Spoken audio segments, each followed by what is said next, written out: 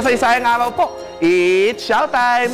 Sa isang aklat na inilathala ng Communications Coordination Center ng Luzon, Quezon, ang Quezon City at 75, Resurgent and Resilient para sa ika-75 anibersaryo o diamanteng jubileo nito noong 2014, kita natin kung paano ba nagkaroon ng Luzon, Quezon.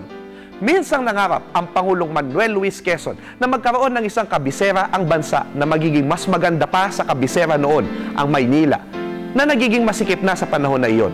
Sinabi niya sa National Assembly noong September 1939, I dream of a capital city that politically shall be the seat of government, aesthetically the showplace of the nation, a place that thousands of people will come to visit as the epitome of the future and the spirit of the country. Kaiba sa maraming lungsod sa Pilipinas na naroon na ng gawing lungsod, ang lungsod Quezon ay isang dream city. Bago pa man itayo. Isang lungsod na malapit sa Maynila upang maging tahanan ng mga nagtatrabaho dito, the bedroom of Manila. Kinonsulta ni Quezon sina Alejandro Roses Sr., Eulogio Rodriguez Sr., Jose Paez at Antonio Sison at inukit nila ang lungsod Quezon mula sa mga lungsod at bayan ng Maynila, Caloocan, San Juan, Pasig, Mandaluyong, Marikina at Montalban.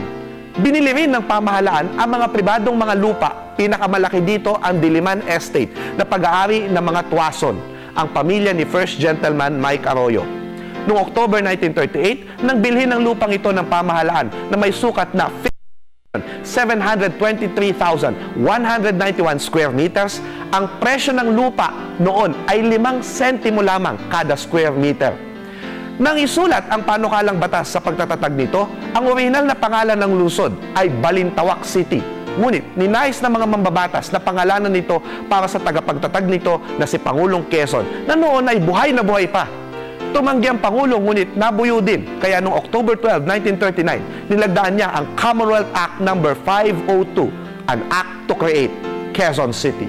Sa anibersaryo ng Commonwealth, November 15, 1940, inilagay mismo ng Pangulong Quezon ang panunlukan ng lungsod.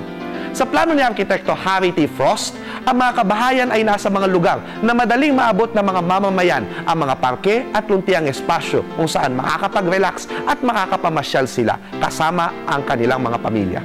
Si Pangulong Quezon mismo ang nagsiguro at nag-inspeksyon ng mga bahay na itatayo sa lungsod upang maging komportable ang mga tao.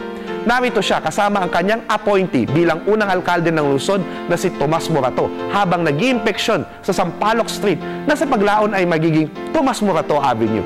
Inilatag ang mga kalsada, isang quadrangle na mga kalsada, ang North, East, South, Timog at West na hinahati-hati naman ng Diliman University Road na tinatawag ngayon na Quezon Avenue. Naroon din ang 19 de Junio Avenue para sa Kaarawan ni Rizal na magiging Highway 54, EDSA. Sa dulo ng North, West at Diliman Road, ang elliptical circle kung saan dadaloy rin ng Visayas, Commonwealth at Kalayaan Avenues. Sa mga lugar na ito, umusbong ang kasalukuyang lungsod. Abangan ang susunod na kabanata sa kasaysayan nito. Ako po si Xiao Chua para sa Telebisyon ng Bayan. And that was Xiao.